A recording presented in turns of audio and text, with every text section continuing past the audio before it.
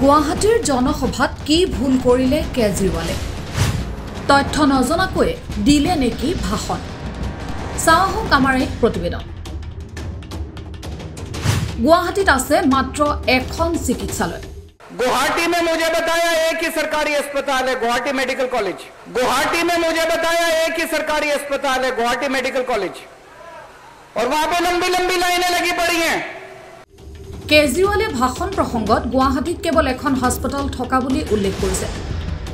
কিন্তু গুৱাহাটীত জিএমচিএইচ এমএমচিএইচৰ উপৰিও আছে কেইবাখনো প্ৰাথমিক স্বাস্থ্য কেন্দ্ৰ আৰু এফআৰইউ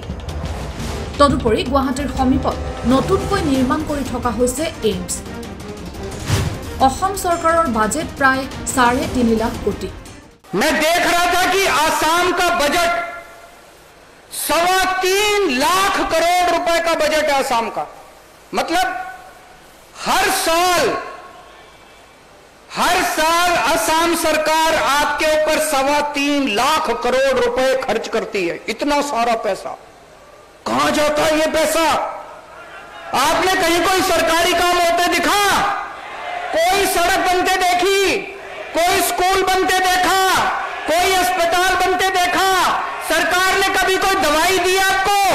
आपके बच्चों की पढ़ाई के लिए कभी कुछ किया कहां गया ये सारा पैसा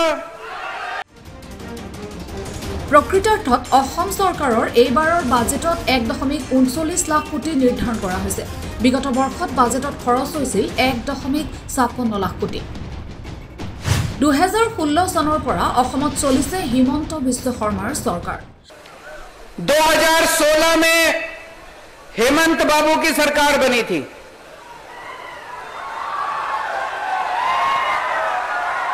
2015 में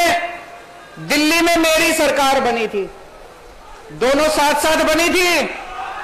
2015 में दिल्ली में मेरी सरकार बनी थी एक साल के बाद 2016 में हेमंत बाबू की सरकार बनी थी 2016 চনত বিজেপিয়ে প্ৰথম চৰকাৰ গঠন কৰিছিল যদিও সেই সময়ত মুখ্যমন্ত্ৰী আছিল সৰ্বানন্দ সোণোৱাল বিত্ত স্বাস্থ্য শিক্ষাকে ধৰি কেইবাটাও গুৰুত্বপূৰ্ণ দপ্তৰহে সম্ভালিছিল হিমন্ত বিশ্ব শৰ্মাই 2021 চনতহে তেওঁ মুখ্যমন্ত্ৰীৰ দায়িত্ব লাভ কৰিছিল ৰাজ্যিক নেতৃত্বই কিয় এই সন্দৰ্ভত দিল্লীৰ মুখ্যমন্ত্ৰী অৰবিন্দ কেজৰিৱালক স্পষ্ট কৰি নিদিলে তাক লৈ প্ৰশ্ন উত্থাপন হৈছে নিউজ ডেস্ক ৰিপৰ্ট ভইচ 24/7